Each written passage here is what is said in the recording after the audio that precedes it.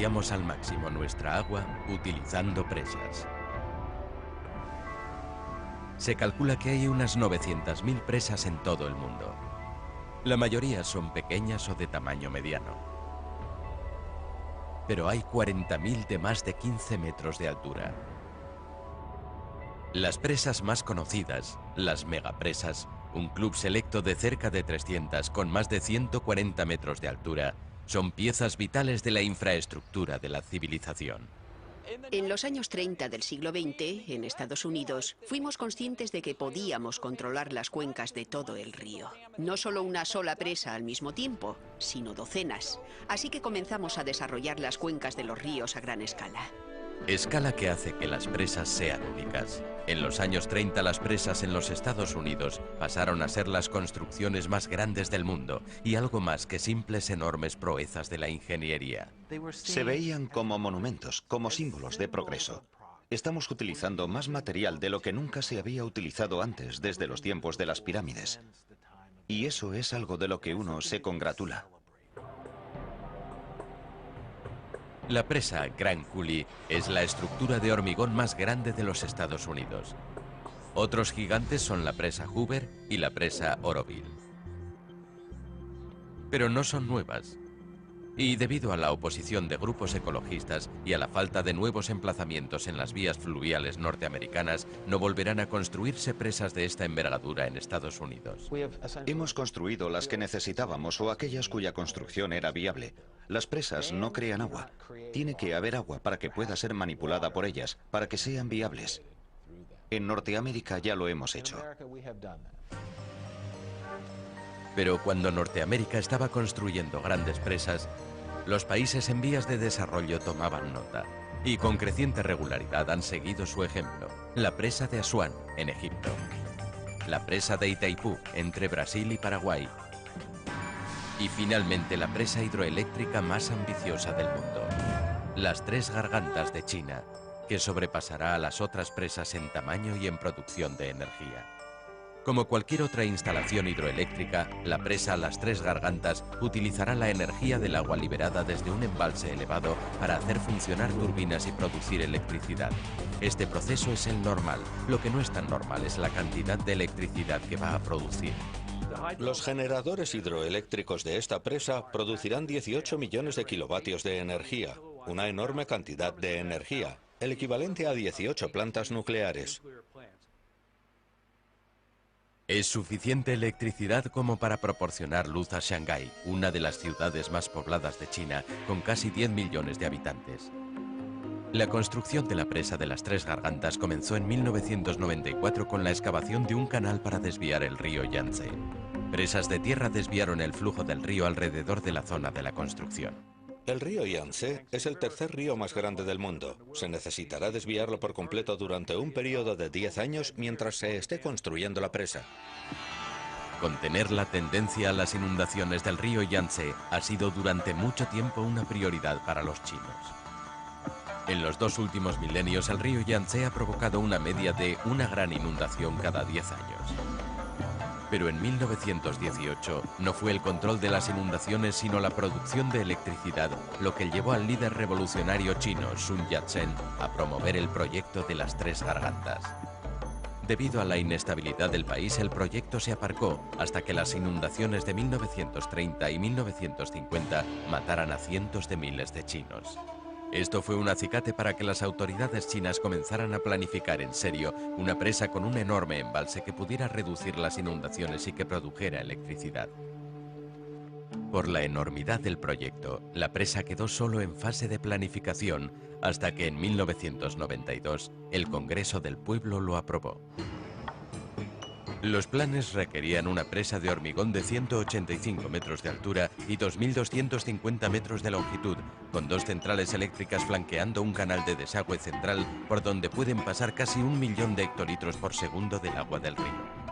Las Tres Gargantas contendría 32 millones de metros cúbicos de cemento, suficiente como para construir más de 10 veces una autopista de 5 metros de ancho a lo largo de Estados Unidos. En 1997, mientras la desviación del canal mantenía el emplazamiento seco, los operarios comenzaron a echar cemento. En una presa se comienza creando las diferencias de nivel, de 2 a 3 y a 4 metros, donde a los lados se colocan moldes para mantener el hormigón, en una zona designada de antemano. Posteriormente, se vertirá el hormigón en esa zona. Tras echar hormigón durante 10 años, en el año 2006 los trabajadores finalizaron la estructura principal de la presa. Se calcula que en este proyecto de 40 millones de euros han trabajado 250.000 personas, la construcción más cara y probablemente la más grande de la historia moderna. En los países en vías de desarrollo, los grandes proyectos son construidos por empresas norteamericanas o europeas, pero los chinos querían construir la mayor parte de esa obra por su cuenta, con ayuda de ingeniería occidental. Con la estructura de la presa completa se hizo volver al río a su cauce natural para ser represado en el gran embalse de 640 kilómetros de longitud, inundando 153 ciudades y 1.400 pueblos. El capítulo más dramático es el 1.400.000 personas que fueron desplazadas y cuya reubicación sigue en curso. Algunos expertos predicen que la reubicación de estas personas supondrá el mismo coste económico que la propia presa. Otro factor añadido a la controversia que rodea la presa es el hecho de que su embalse anegará innumerables lugares de gran importancia histórica y arqueológica e inundará algunas de las tierras de labranza más fértiles de la zona. Pero cuando las 26 turbinas de 4 toneladas comiencen a generar electricidad, abastecerán el 3% de la energía que necesita China. Se espera que los chinos tengan instalados los generadores con toda la producción energética en el año 2009, un año antes de lo previsto. Puede que las presas sean las construcciones gigantes del siglo XXI, pero su impacto en la civilización viene de antiguo. Hace 5.000 años en Mesopotamia se desarrolló esta nueva tecnología, la presa, para transformar el desierto en lo que sería conocido como la media luna de las tierras fértiles. En Mesopotamia se utilizaron muros de contención, estructuras de tierra y piedra que contenían el agua para desviarla a canales de irrigación que alimentaban sus tierras. Al extenderse la tecnología de las presas por toda la región, estas comenzaron a ser cada vez más grandes. Las civilizaciones intentaban almacenar agua en los embalses, no solo desviarla. Las presas de desviación son las primeras, pero en ellas no se almacena mucho. Hay que seguir dependiendo del caudal natural del río. Cuando las presas empiezan a ser más altas, comienzan a tener capacidad para almacenar agua, para capturar esas inundaciones primaverales y crecidas y después usarlas a lo largo del año. Pero contener un embalse con tan solo el peso de tierra y piedras requiere una gran cantidad de material. Los romanos urdieron un modo de hacer más con menos. Si construyes un muro y no lo construyes en línea recta entre ambos lados de un cañón, sino que lo construyes formando un arco, puedes utilizar la fuerza de ese arco para ayudar a contener el agua. Pero el arco solo es fuerte si es fuerte la base a la que está sujeto. Se adaptaron arcos a zonas estrechas con base de roca sólida. La siguiente innovación fueron las presas de contrafuertes, que eran más versátiles. Extienden su carga a través de una serie de contrafuertes, no necesitan grandes cantidades de material de relleno y pueden abarcar zonas más extensas. A pesar de estas innovaciones, la presa más común sigue siendo la presa de diques de tierra. Es la elegida para zonas donde el emplazamiento de la presa es extenso y hay grandes cantidades de relleno de tierra disponible. La presa más alta de Estados Unidos es una presa de tierra. La presa de Oroville, de 234 metros de longitud sobre el río Feather, en Carolina del Norte, fue construida en los años 60 del siglo XX a partir de arcilla y cantos rodados reciclados de una mina de oro abandonada. La arcilla procede de una cantera a unos 3 kilómetros de aquí. Se transportó hasta aquí por un sistema de remolque. Para 1963, los trabajadores habían desviado el río con 2 galerías y despejado el suelo rocoso de la zona. Después comenzaron a colocar relleno de tierra. La presa de Oroville es una presa de gravedad que contiene el agua con su masa. El centro está compuesto de arcilla impermeable rodeada por una capa de transición de material más grueso y cubierta de roca, arena y grava. El peso de la estructura es sencillamente tremendo. Durante la construcción, las excavadoras extrajeron 3.200 metros cúbicos de relleno a la hora. Los trabajadores acarrearon el relleno en cintas transportadoras sobre la tolva del tren, donde cargaban 40 vagones cada 15 minutos. Las locomotoras transportaban sin parar los 73 millones de metros cúbicos de tierra al lugar donde los trabajadores la clasificaban, la vertían a la presa y la apisonaban. Finalizada en 7 años, la presa de Oroville suministra electricidad, agua potable y regadío para el centro y el sur de California. Su embalse y su aliviadero también sirven para controlar las inundaciones. Lo que nos proporciona el aliviadero es un dispositivo seguro si necesitamos liberar agua del embalse y canalizarla hacia el río Feather. Al abrirse, las compuertas de 9 metros de altura son capaces de evacuar en el río 7.000 metros cúbicos de agua por segundo. Oroville, la 19ª presa más grande del mundo, hace parecer pequeñas a la mayoría de las presas estadounidenses. Aún así, los ingenieros están adaptando con energía hidráulica muchos depósitos de agua y presas de irrigación más pequeños, buscando maneras de producir más electricidad a partir de presas más pequeñas. En la presa de Rock Island, sobre el río Columbia, en el centro del estado de Washington, se está llevando a cabo una prueba de fuerza. No es la presa contra el río. Esta estructura ha resistido la presión del agua durante más de 70 años. Pero hoy, en la central eléctrica número 1, está a punto de comenzar una larga década de modernización y empieza con un alzamiento a fuerza de brazos. Los trabajadores tendrán que levantar el rotor, un ensamblaje de 123.000 toneladas de acero y cobre, hasta la parte superior de la unidad generadora de electricidad. En cada uno de estos 10 grupos motores, el rotor, un electroimán rotatorio, hace girar dentro un estator fijo que lleva un cableado de cobre. El electroimán rotatorio del rotor lleva una carga que provoca que los electrones se muevan de átomo en átomo en el cableado del estator, produciendo el flujo de electrones llamado electricidad. Hay una enorme fuerza magnética de cerca de medio millón de kilos que intenta unir estos dos imanes. Los ingenieros trabajan para diseñar sistemas que puedan mantener ese rotor girando a 90 revoluciones por minuto dentro del estator. Cuando el equipo se deteriora y los rodillos se gastan, el rotor empieza a bambolear y corre el peligro de golpear al estator, pudiendo destruir toda la máquina. Así que hay que sacarlo y cambiarlo. Un operador coloca encima del rotor 2 grúas de puente, cada una de ellas con capacidad para levantar 80 toneladas. Este es un trabajo delicado. Al sacarlo, el rotor debe estar perfectamente nivelado.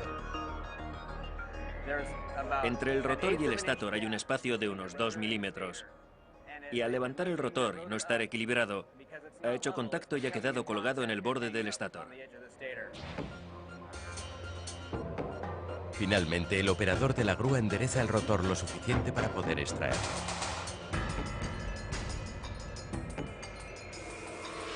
Las grúas acarrean la carga a lo largo de la central eléctrica y la sueltan con mucho cuidado. La unidad se instaló originariamente en 1953 y esta es la primera vez que está fuera de servicio. Ha estado funcionando durante más de 50 años. Con el tiempo, el material aislante y el bobinado de cobre se han gastado debido al calor, las vibraciones, la humedad y el aceite. El desgaste y la rotura disminuyen el rendimiento y pueden desconectar el generador. El rotor estará allí durante unos 4 meses mientras los operarios le extraen las laminaciones del antiguo cobre e instalan unas nuevas de mayor pureza y mejor diseño.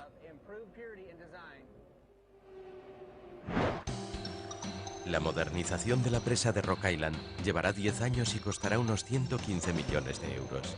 El proyecto alargará la vida de la central eléctrica otros 50 años más. Tras la mejora, la planta de energía producirá un 10% más de energía a partir de la misma cantidad de agua. La idea de utilizar presas para producir energía comenzó a finales del siglo XIX.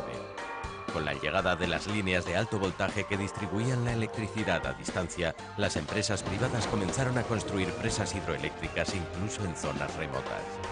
La llegada de la hidroelectricidad, la llegada de las centrales hidroeléctricas en los años 80 y 90 del siglo XIX supuso un gran impacto y la gente quería empezar a construir presas en muchos lugares diferentes.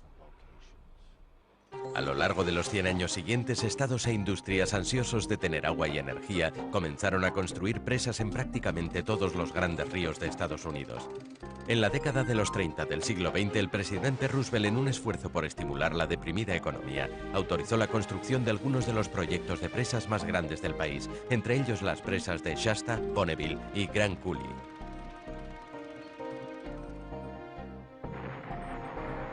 Década tras década, durante los 40 años siguientes, el número de presas construidas se disparó.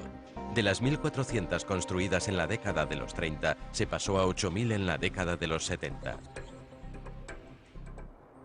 Muchas de las más pequeñas se diseñaron para almacenar agua y para regadío, no para la energía hidroeléctrica. Actualmente, el alto precio de la electricidad ha alentado el interés en utilizar estas presas más pequeñas para la energía hidroeléctrica. Tienden a ser de cabeza baja. Es decir, la diferencia de elevación de aguas arriba a aguas abajo no es tan grande. Desarrollarlas y extraer energía de estas presas, que a menudo solo se utilizan para almacenar agua o para la navegación, no resulta tan económico. Aún así, actualmente hay interés en desarrollar diseños especiales para estas presas de cabeza baja. En Boyd Siemens, empresa alemana de 140 años de antigüedad, con una instalación de diseño de aprovechamiento hidroeléctrico y una planta industrial en York, Pensilvania, todos los proyectos se adaptan al diseño del cliente. Cada proyecto tiene una exclusiva altura de presa, una exclusiva cantidad de agua dependiendo de la época del año. De esa manera, para ajustar cada una de estas condiciones variables, cada planta se diseña exactamente según su condición. Las presas de cabeza más baja de los ríos Mississippi y Ohio requieren una planta energética compacta. Estas presas no son de mucha profundidad, por lo tanto las turbinas axiales han sido diseñadas para ser instaladas horizontalmente, con la turbina y el generador en una unidad compacta.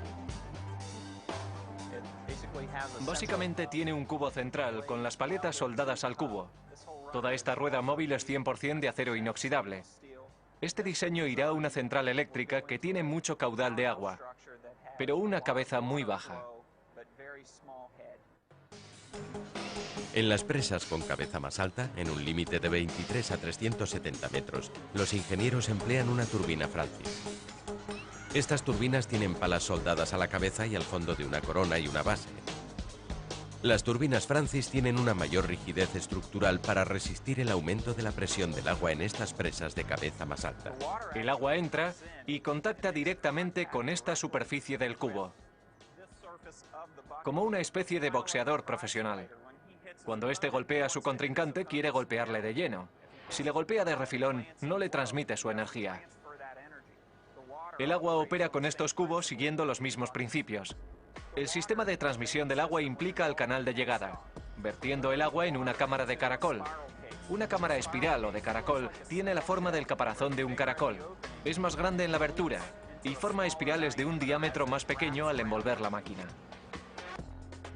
Esto precipita al agua en la turbina Francis, que pesa unas 25 toneladas y que gira de 150 a 250 revoluciones por minuto y debe estar perfectamente equilibrada. Una pala gigante la va rozando lentamente. En zonas designadas de la rueda móvil eliminamos metal, por eso la turbina está equilibrada.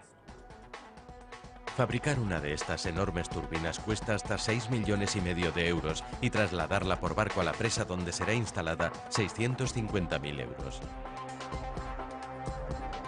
Pero la energía hidroeléctrica es muy valiosa y muy flexible. Una de las grandes ventajas de una hidroeléctrica es que puedes encenderla y apagarla relativamente rápido. Si tienes una enorme planta con energía de carbón y necesitas apagarla para una emergencia, no puedes hacerlo tan fácilmente. Enfriarla puede costar días y volverla a calentar también.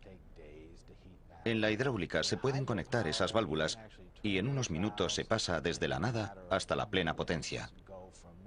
Eso es una gran ventaja. Pero cuando estas barreras hidroeléctricas bloquean ríos que una vez fluyeron libres, ¿cómo puede haber barcos y peces alrededor de las presas? Actualmente el río Columbia es una ruta de transporte marítimo vital. Fluye desde las montañas rocosas canadienses hasta Columbia Británica, pasando por Washington y Oregón.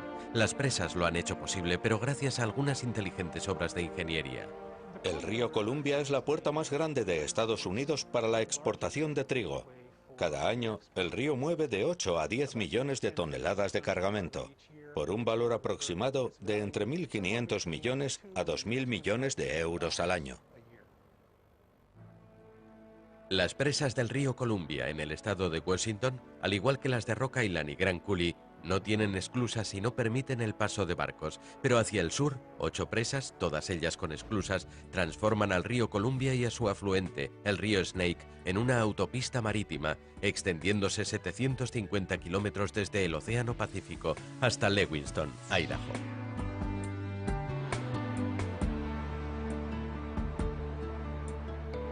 Un remolcador empuja 4 barcazas, cada una de ellas con la longitud de un campo de fútbol, por el río Columbia hacia la esclusa de navegación de la presa Bonneville. Estoy abriendo las puertas de aguas abajo y conecto la luz verde para que entre. En este momento está casi parado en seco porque si no se estrellaría contra el muro. En tierra firme, nadie negociaría un aparcamiento tan estrecho. El mayor remolque que podemos meter es de 200 metros y nos queda un espacio sobrante de 300 a 600 milímetros a cada lado. Es muy ajustado. Puede que sea ajustado, pero esta esclusa es la única forma de subir barcos a 18 metros de altura y por encima de la presa. Una vez cerradas las compuertas las ingleteo y empiezo a llenar la esclusa de agua operando con 2 válvulas radiales. Estas válvulas radiales son válvulas que al abrirse dejan entrar el agua en ellas, que fluye por el fondo y llena las esclusas. La esclusa es una enorme bañera. Tenemos una gran estructura vacía. Tenemos puertas a cada extremo. No hacen falta bombas. Todo es gravedad. Pero si es una bañera de dimensiones extraordinarias. La esclusa de la presa Bonneville tarda 10 minutos y necesita 113 millones de litros de agua cada vez que se llena. Una vez entran en la esclusa, abro las compuertas de agua arriba, toco una sirena luz verde y les digo verbalmente que pueden salir. Observará que los productos agrícolas y forestales vienen agua abajo y el combustible o los fertilizantes van agua arriba. El coste que implica todo esto es mínimo si lo comparamos con lo que cuesta ponerlos en trenes o en camiones. Y así habría que hacerlo si no fuera por la presa de Bonneville. Construida en 5 años durante la Gran Depresión, la presa hizo que estos estrechos rocosos fueran más profundos y los convirtió en transitables para los barcos. La presa Bonneville es una presa de gravedad. Su base tiene casi 55 metros de espesor. Las 2 centrales eléctricas miden aproximadamente unos 400 metros cada una. Y lo mismo el canal de aliviadero. Tenemos un poco menos de 2 millones de metros cúbicos de hormigón entre las 3 estructuras. Generamos unos 1000 megavatios de energía. La presa más grande de la zona es, por supuesto, la Grand Coulee. Produce 6 veces más que nosotros. Finalizada en 1941, Grand Coulee es la presa de hormigón más grande de Estados Unidos y tipifica el papel multiuso de las presas del río Columbia. La presa se utiliza para la producción de energía, para el control de inundaciones y para el regadío. Si pensamos en el Pacífico noroeste, como los estados de Washington, Oregón, Idaho y la mitad occidental de Montana, unos 2/3 de la energía que se consume en estos 4 estados es producida por la generación de potencia hidráulica en la región. Las presas sobre el río Columbia, aunque sean beneficiosas para las personas, están perjudicando a los habitantes originarios del río, los peces, pero sobre todo a las poblaciones de salmón de la zona. Los salmones se incuban en el río, emigran al mar para madurar y vuelven al río a desovar. Las presas suponen un gran obstáculo para su migración, sobre todo a las pequeñas crías o alevines que salen al mar. En cada presa hay un gran porcentaje de alevines que mueren. Si calculamos que mueren de un 10 a un 15% en cada una, hay que admitir que se está perdiendo una buena parte de un banco potencial de salmones, incluso antes de que llegue al mar. Si estás generando energía, la tendencia natural es que el agua arrastre a los peces hacia las turbinas. Para reducir las pérdidas, el Cuerpo de Ingenieros del Ejército ha instalado una serie de estructuras para proteger a los peces, entre ellas unas rejillas especiales para peces. Las rejillas sumergidas son unas grandes estructuras que se deslizan al comienzo de las aguas arriba de la presa. Forman un ángulo y llevan un motor. Los peces bajan, siguen su curso y pasan directamente a un sistema de bypass. El sistema de bypass es simplemente agua fluyendo alrededor de la estructura en vez de a través de ella. Y los peces son depositados agua abajo. Durante este proceso del paso de los peces, los trabajadores de las presas pueden coger la mitad de ellos, que se cargan en barcazas y se trasladan río abajo directamente al mar. Todo esto reduce la mortalidad de los peces en las presas, pero el trauma que viven por el camino puede llevarles a morir más tarde en el mar. Los adultos que vuelven para desovar pueden utilizar escalas artificiales para pasar por encima de la presa. En las presas hay una corriente que procede de las escalas y que atrae a los peces. En suma, en la mayoría de las presas del sistema Columbia Snake, los peces nadan por una pequeña corriente, elevándose de 70 a 90 centímetros y remontando los 30 metros. La escala para peces es un camino que les permite recorrer la presa. Ves a los peces esperando en el fondo una oportunidad para subir. En ese momento utilizan toda su energía y después tienen un lago de aguas tranquilas de 30 a 50 kilómetros para poder nadar. Cuando empecé en este proyecto a principios de la década de los 80, la energía hidráulica era la reina. Si algo obstaculizaba su explotación, no se hacía. Ahora los reyes son los peces. Si algo obstaculiza su desarrollo, no se hace. Si eso significa cerrar una central eléctrica, se cierra. ¿Pero por qué es ahora tan importante la protección de los peces? Por supuesto, la principal razón es la ley para las especies en peligro de extinción. Eso, desde luego, tiene una gran influencia. Los bancos de peces están disminuyendo. Por lo tanto, cada pez es importante. Se está haciendo un esfuerzo tremendo por parte de diversas instituciones para asegurar que los peces puedan subir y bajar, pasar estas presas, pero en definitiva hay muchos bancos de peces que están aguas arriba de las presas y que no consiguen pasar. Y ese es un gran problema. Pero probablemente las grandes presas van a seguir estando aquí. No se discute que la energía hidráulica es mucho más limpia que la electricidad derivada de combustibles fósiles. Pero cuando la presa falla puede acabar con comunidades enteras. ¿Quién cuida de nuestras presas?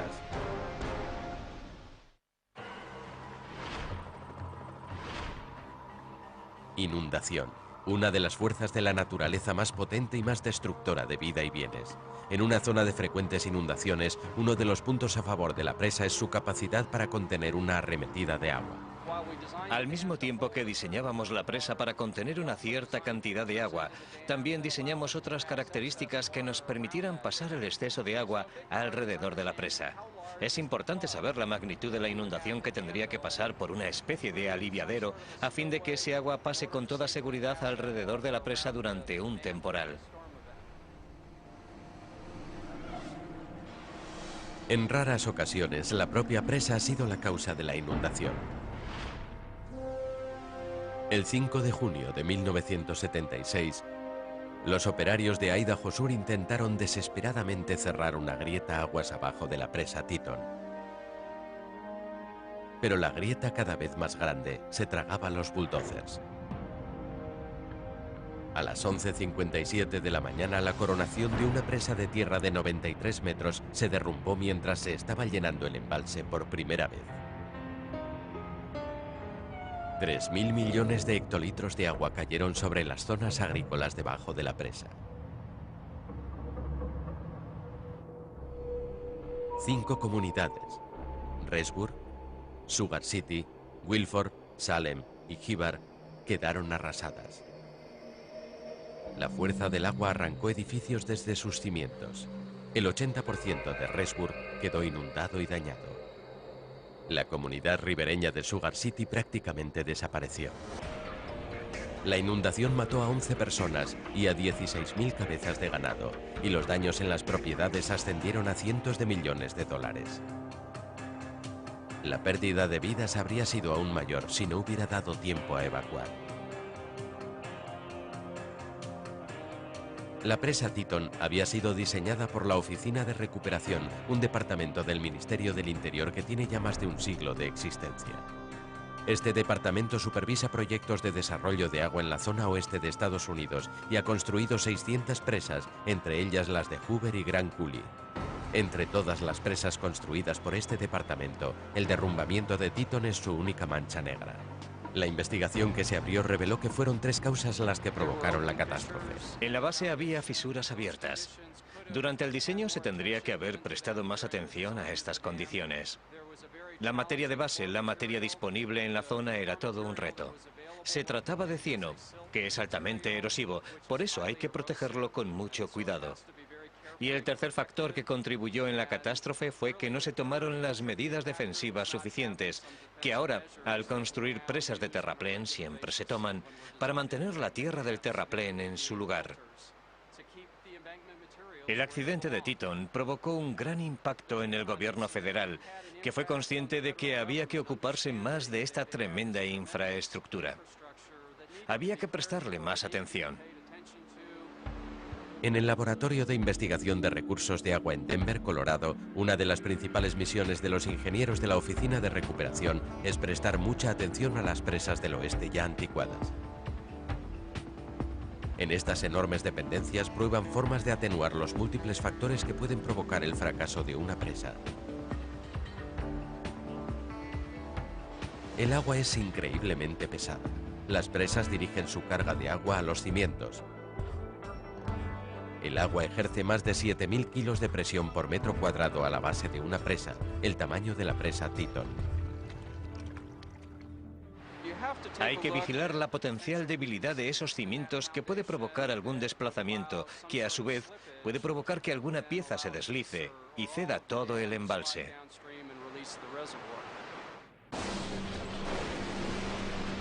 Podemos encontrarnos con posibles tormentas que los diseñadores originales no previeron y que, en tal caso, cargarían la coronación de la presa con una cantidad de agua excesiva, lo que podría provocar la erosión de la cara a aguas abajo. El exceso de agua que cae de la coronación de una presa es la causa más común de su derrumbe. Los aliviaderos son las estructuras de máxima importancia a la hora de manejar la liberación de agua alrededor de la presa, sobre todo en caso de grandes tormentas. El aliviadero es básicamente un canal seguro para evacuar el agua alrededor de la presa y devolverla aguas abajo. En la instalación de Denver, los ingenieros están probando un tapón fusible, una compuerta de tierra diseñada para permitir pasar al agua en una inundación. El agua normalmente no pasa por este canal de desagüe, a no ser que haya una gran inundación. Y cuando hay una gran inundación, todos los diques actuarán de la forma prevista para abrir esa sección del canal de desagüe. Uno de los retos de los aliviaderos es poder desarrollar rápidamente grandes capacidades para la descarga y aún así seguir pudiendo almacenar agua. Y una de las formas pueden ser los aliviaderos con compuertas, pero construir un gran aliviadero con compuertas es muy caro. En tanto que si pudiéramos reemplazar esas compuertas por un muro de construcción con el que pudiéramos saber con exactitud cuándo habría excesiva agua, cómo abriría una brecha y saber exactamente cómo desempeñaría su función, entonces tendríamos una solución mucho más barata. Con el 90% de sus presas con casi medio siglo, la Oficina de Recuperación prueba la fuerza del hormigón en cada presa cada 10 o 15 años. Un buen hormigón seguirá reforzándose con el paso del tiempo. En algunos casos, como heladas y deshielos, donde hay abrasión, tenemos que vigilar esos puntos y monitorizarlos a lo largo del tiempo. El hormigón sigue hidratándose lentamente con el paso de los años, absorbiendo agua y formando redes cristalinas que le dan fuerza.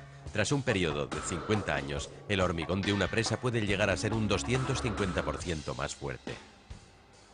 Normalmente probamos en nuestra máquina de 136 toneladas los núcleos más pequeños.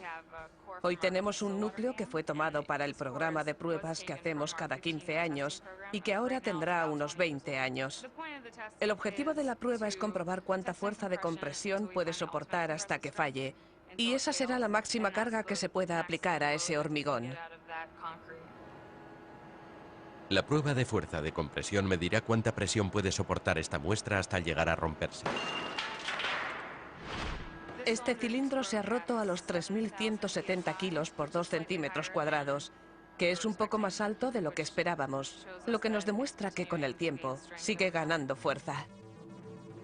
Las roturas de presas, aun siendo catastróficas, también son una oportunidad para aprender. En la presa Teton tuvimos un episodio importante, pero comprendimos que habíamos aprendido una tremenda lección. Y como consecuencia de esa lección hemos intentado compartir con otros lo que hemos aprendido, tanto en Estados Unidos como en el resto del mundo, para intentar que las presas sean lo más seguras posible. También aprendemos mucho de los constructores de presas por excelencia. Sus esfuerzos han propiciado algunos de los hábitats más vitales de la Tierra. Las presas de los castores generan un efecto muy beneficioso para el entorno. En cierto modo, estas construcciones rudimentarias, levantadas para crear lagunas que protegen a los castores de los depredadores, son ecológicamente superiores que sus homólogas hechas por el hombre.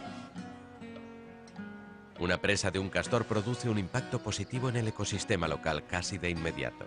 Amontonan sedimento a lo largo del tiempo. Eso se va llenando de vegetación y termina siendo un pantano.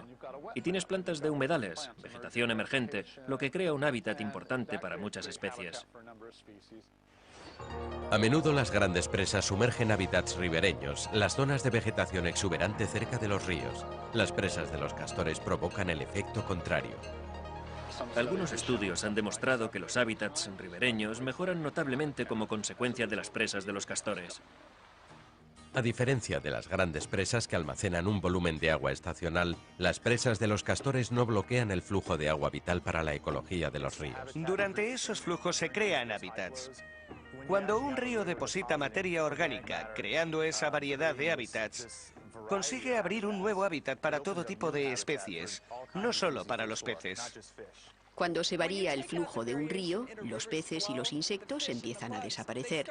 No tienen ni la temperatura ni el volumen que necesitan para completar sus ciclos vitales. El agua que se mantiene en los grandes embalses se estratifica, alterando la temperatura y la química del agua del río que hay abajo. El agua en un río natural es altamente oxigenada y calienta la zona. Pero cuando se construye una presa en ese río, ese agua muy oxigenada se transforma en un lago de aguas mansas, donde los niveles de oxígeno en la superficie son por fuerza mucho más bajos y probablemente aún más bajos en la parte inferior. Lo que es bueno para los peces del lago, pero no para el río y sus especies. Algunos de los peces de río, como el salmón, son fuentes de alimentación vital para el ser humano. Y las condiciones del agua en las presas está propiciando un enorme descenso en su población. Actualmente las poblaciones de salmón de Estados Unidos llegan solo a un 6% de sus niveles históricos. Pero puede haber una solución tecnológica para esta reducción del oxígeno en el agua. Desarrollamos paletas de turbina huecas. Las turbinas normales están hechas de un componente de acero fundido y son sólidas. Pero utilizando estos diseños de paletas de turbina huecas, podemos introducir aire en la turbina en una nube de pequeñas burbujas. Estas pasan al agua el oxígeno de las pequeñas burbujas, por lo que aumentan los niveles de oxígeno disuelto en el agua de aguas abajo de la presa. Y eso es fantástico para los peces. Tras siglos construyendo presas, algunas comunidades en Estados Unidos se están replanteando prescindir de ellas, sobre todo de las más anticuadas. Algunas comunidades están adoptando esta postura siempre que tenga sentido. En Estados Unidos ya se ha prescindido de unas 550 presas, más de 200 desde 1999. En el caso de la presa Cascadas en el Parque Nacional Yosemite, su eliminación significó devolver un entorno protegido a un estado más salvaje. Estoy aquí a orillas del río Merced en el Parque Nacional Yosemite. Estamos a unos 5 kilómetros de Yosemite Valley y ante la antigua vista de la presa Cascadas. Esta presa fue construida a principios del siglo XX para generar energía hidroeléctrica para Yosemite Valley. Cuando en 1985 la presa dejó de ser operativa y no volvió a producir energía, la presa y sus estructuras quedaron obsoletas, por lo que los del servicio del Parque Nacional decidimos quitarla. Finalizada en 1917, la presa de 56 metros de longitud fue construida con troncos que al unirlos formaban una estructura en forma de nichos que después se iban a rellenar con rocas.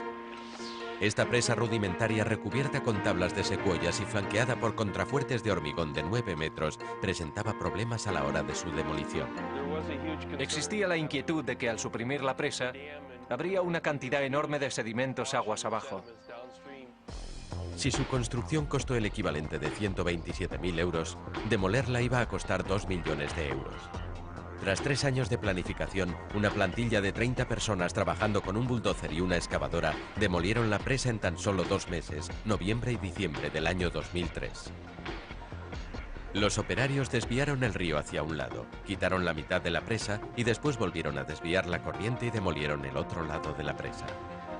Los ingenieros testaron los niveles de sedimento y los encontraron muy bajos, por lo que los sedimentos no taponaron el río, que era lo que ellos temían.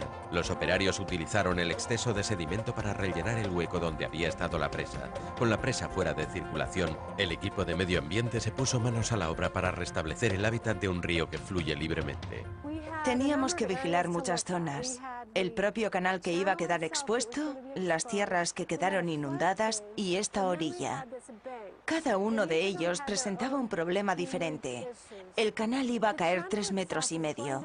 Eso significaba que el nivel freático iba a caer 3,5 metros. Las tierras inundadas iban a extenderse.